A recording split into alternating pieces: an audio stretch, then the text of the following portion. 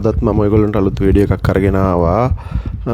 Google Map එක පාවිච්චි කරන්නේ කොහොමද? ඒ වගේම Google Earth, ඒ වගේම Google Street View කියන තුන පාවිච්චි කරන්නේ කොහොමද කියලා අපිට අවශ්‍ය ස්ථානයක් සොයා ගන්න අපේ පාසුව සඳහා කොහොමද පාවිච්චි කරන්න කියන එක ගැන පොඩි වීඩියෝ එකක් අරගෙන ආවා. අතන මේ දේවල් දන්නේ නැති අයත් ඉන්නවා ගොඩක් අය.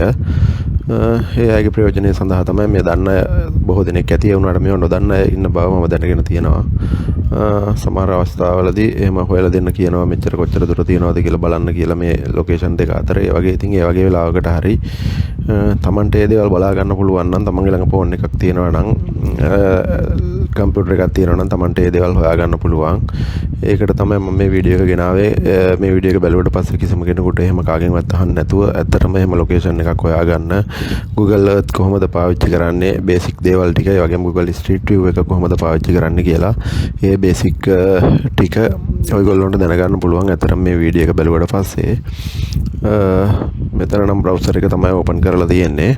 ඒ වගේම මම ඔයගොල්ලන්ට පෙන්නන්නම් කොහොමද ෆෝන් එකෙන් පාවිච්චි කරනකොට අපි Google Map app එක පාවිච්චි කරන්න කියලා. එතකොට අපි Android phone එකේ Play Store එකට ගියාට පස්සේ ඔයගොල්ලන්ට මෙහෙම යන්න පුළුවන් Google Play කියන Play Store එකට. ඒකට ගිහිල්ලා ඉවර වෙලා අපිට පුළුවන් search කරන්න Google Map කියලා. සර්ච් බාර් එකේ අපිට පුළුවන් Google Map කියලා සර්ච් කරන්න. එතකොට Google Map කියලා සර්ච් කරාට පස්සේ app එක ඩිස්ප්ලේ වෙනවා. මම මේ කියන්නේ ෆෝන් එකේ කම්පියුටර් එකකින් පාවිච්චි කරන්න නෙමෙයි, ෆෝන් එක පාවිච්චි කරන අයට. එතකොට මේ වගේ Google Map කියන app එක පෙන්නනවා.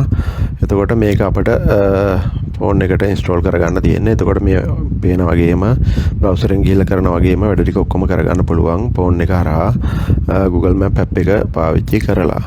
අපට අවශ්‍ය ස්ථානයක් සොයා ගන්න. මෙතන මේ ඩිරෙක්ෂන් කියලා තියෙන එක ක්ලික් කරාට පස්සේ තමයි අපට අවශ්‍ය ස්ථාන දෙකක් හොයාගන්න ලොකේෂන් දෙක දෙන්න පුළුවන් වෙන්නේ. එතකොට අපිට ස්ටාර්ට් පොයින්ට් එක දෙන්න ඕන මෙතන කොහොමද කියලා. ඒ කියන්නේ අපි නගර දෙකක් අතර දුර දෙනවා නම් දැන් පොඩි එක්සැම්පල් එකක් විදිහට මෙතන කොළඹ කියලා දීලා මම දැන් ඊට පස්සේ අපිට ඊළඟට අවශ්‍ය නගරයේ කැන්ඩි කියලා ලොකේෂන් එක දුන්නොත් අපිට යන ඒ දුරට අදාළ ඩිස්ටන්ස් එක, යන්න යන ටයිම් එක, ඒ වගේ දේවල් මේකේ බලා ගන්න පුළුවන්. කොහොමද යන පාත් එක, ඒ පාත් එකේ හම්බෙන නගර කොහොමද, ඒ ගොඩාක් දේවල් අපිට මේක zoom කරලා බලන්නත් පුළුවන්. යන පාරේ හම්බෙන නගර කොහොමද හම්බෙන්නේ ඒ වගේ කියලා. මේක කාර් එකක යනවා නම් පැය 2 විනාඩි 54ක් ඒ වගේ ආසන්න ටයිම් එකක් මේක පෙන්නනවා. මේක හරියටම හරි යන වැලියු එකක් නෙමෙයි. ඒගොල්ලෝ ආසන්න වශයෙන් එහෙම ටයිම් එකක් දීලා තියෙනවා.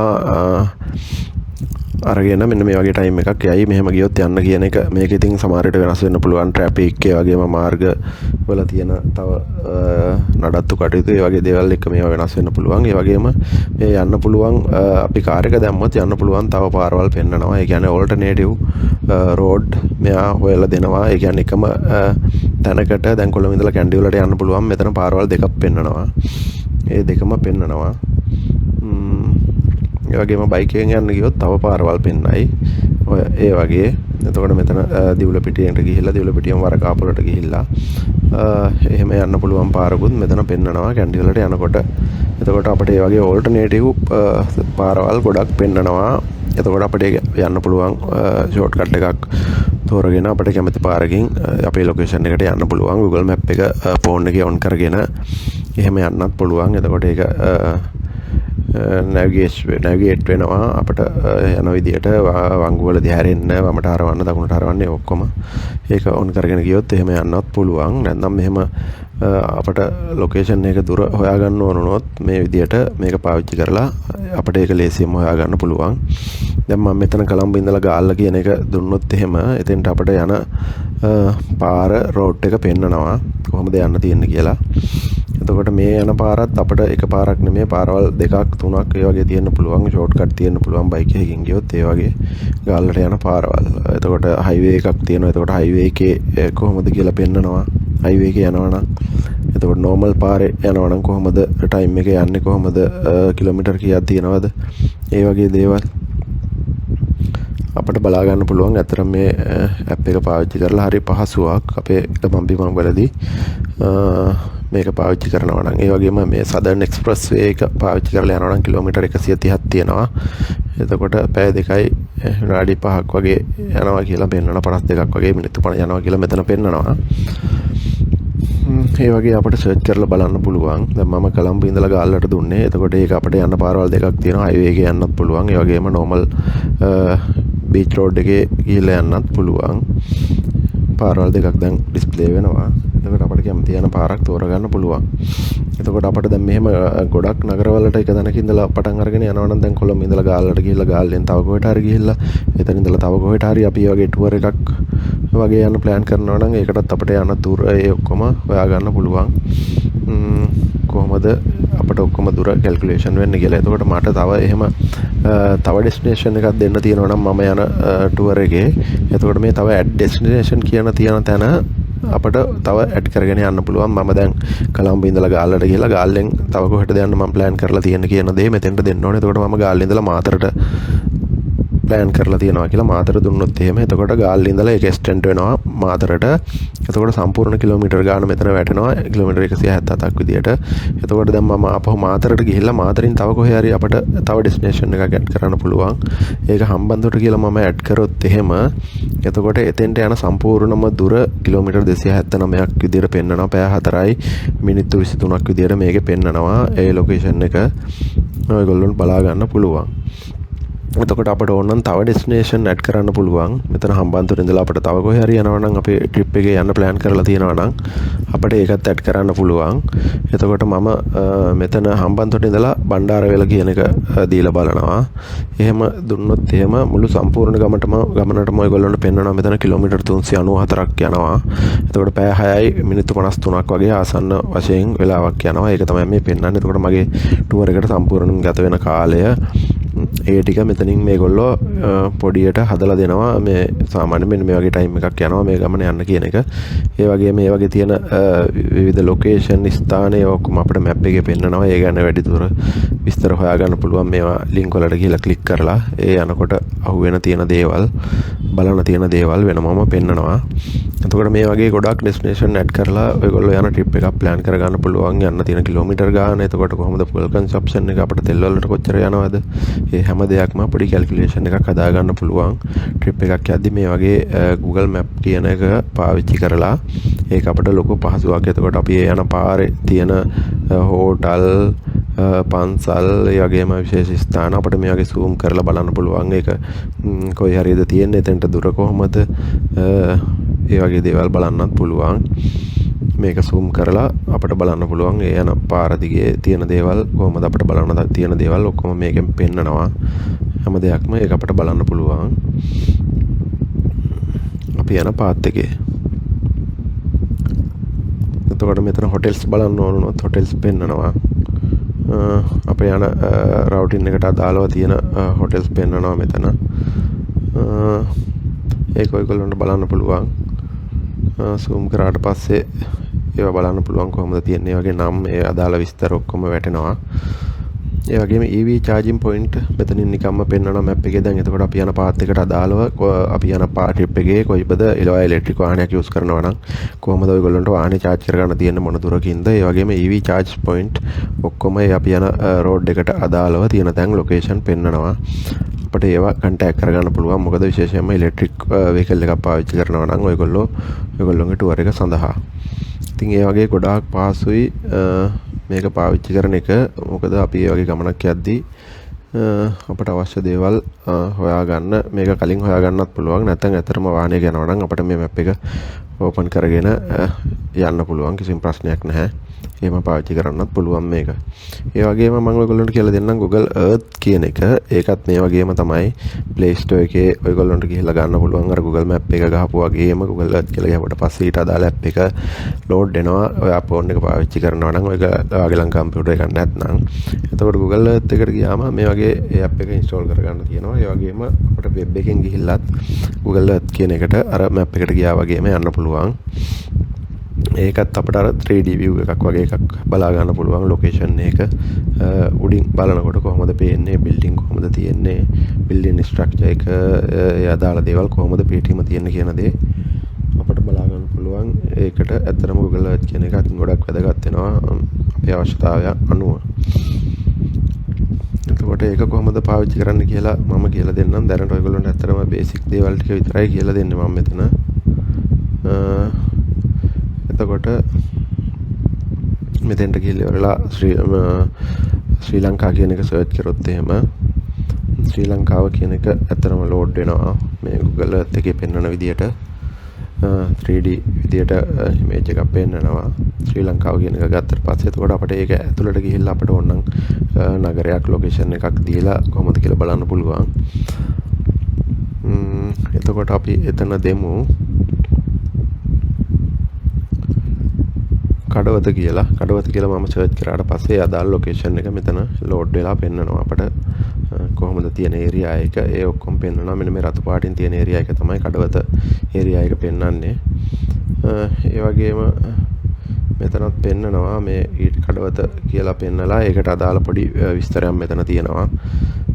කොහොමද ඒ විස්තරයක් දිස්ත්‍රික්කේ කොහොමද ඒ විස්තර ටික මෙතන පෙන්නනවා. ඒගොල්ලන්ට ඒක විකිපීඩියා එකට ගිහිල්ලා තව විස්තර ඕනනම් බලන්නත් පුළුවන්. ඒ අදාළ ඒරියා එක පෙන්නනවා. මෙතන දැන් කඩවත කියලා ගහන එක මම මේක අයින් කරා. කඩවත කියලා ගහලා ගන්න ඕන. ගත්තට පස්සේ අදාළ ලොකේෂන් එකට ඒ කඩවත සීමාවට අදාළ ටික මේ තමයි මේ රතු පාටින් පෙන්වන්නේ. එතකොට අපිට ඒක zoom කරලා zoom in zoom out කරලා බලන්න පුළුවන් මේ රතු පාටින් වැටලා තියෙන කඩවත කියන ඒරියා ටික රතු පාටින් කවර් වෙලා තියෙන. එතකොට මම zoom කරලා බැලුවොත් එහෙම ඔයගොල්ලන්ට බලන්න පුළුවන් 3D image එකක්. මෙතන දැන් පේනවා මෙතන වතුර ටැංකිය තියෙනවා කඩවත. ඒ වගේම ඊට පොඩ්ඩක් පල්ලෙහාට වෙන්න බස් ස්ටෑන්ඩ් එක තියෙනවා පේනවා බස් නවත්තලා තියෙනවා ඒගොල්ලන්ට. මේ වගේ ඒගොල්ලන්ට zoom කරලා මේ ලොකේෂන් එක හොයාගැනීමේ අවස්ථාවක් තියෙනවා. ඔතන හතර මං හන්දිය ගණේ මුලට යන පාර ඒ ටික සෙට් වෙන තැන බස් ස්ටෑන්ඩ් එකත් එක්ක. ඉතින් ඒ වගේ ඕනම ලොකේෂන් එකක් මේ කඩවත විතරක් නෙමෙයි ඕනම ලොකේෂන් එකක් ඔයගොල්ලන්ට මේ වගේ Earth එකේ සර්ච් කරලා අපිට 3D view එකක් බලා ගන්න පුළුවන්. ඒක ඔයගොල්ලන්ගේ අවශ්‍යතාවය අනුව ඔයගොල්ලන්ට බලන්න පුළුවන්. ඒක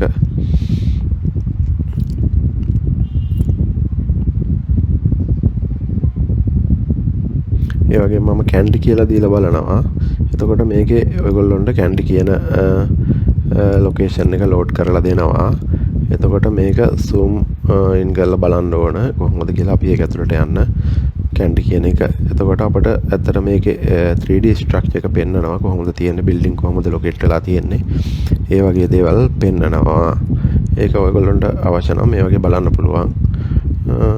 අපිට අවශ්‍ය තැනක් කැන්ඩි වුණත් කැන්ඩි එක ඇතුලේ තව සබ්සිටි එකක් වුණත් අපිට ඒ විදිහට සර්ච් කරලා බලන්න පුළුවන්. මේක ඇත්තටම Google Earth පාවිච්චි කරලා ඒක හරි පහසුවක් අපිට පොඩ්ඩක් දැනගන්න කොහොමද තියෙන්නේ. ඒ වගේ දේවල් වලට ගොඩාක් දේවල් වලට මේක පාවිච්චි කරනවා. මම ඇත්තටම මේක පොඩි බේසික් දේවල් වලට විතරයි කියලා දුන්නේ. Google Earth එක පාවිච්චි කරන්නේ කොහොමද කියලා.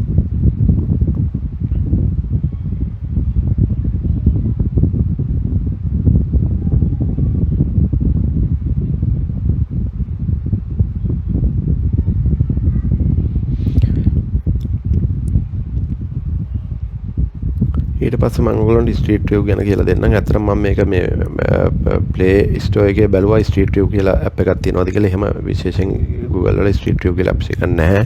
ඔයගොල්ලන්ට Google Map එක පාවිච්චි කරලාම ස්ට්‍රීට් විව් කියන එක ඒකේ ඕපන් වෙනවා. ඒක හරහා යන්න පුළුවන්. වෙනම මැප් එකක් Google Play එකේ ෆෝන් එකට ඉන්ස්ටෝල් කරන්න නැහැ ස්ට්‍රීට් විව් එක බලන්න. ඒකට මම ඔයගොල්ලන්ට Google ස්ට්‍රීට් විව් එක කියලා දෙන්නම් මෙහෙම. ඒකත් මැප් එකේම කොටසක් තමයි. එතකොට මෙතන go to street view කියලා තියෙනවා බටන් එකක්. ඒක ක්ලික් කරාට පස්සේ අපිට යන්න පුළුවන් ස්ට්‍රීට් විව් එකට. ස්ට්‍රීට් විව් එක බලන්න පුළුවන් අපිට. ඇත්තට මේවා Google සමාගමෙන් හැම නගරයක් පාසාම ඒවා අප්ඩේට් කරලා තියෙනවා. ඒ අප්ඩේට් එකත් එක්ක තමයි අපිට ඒක බලා ගන්න පුළුවන් වෙන්නේ කොහොමද කියලා.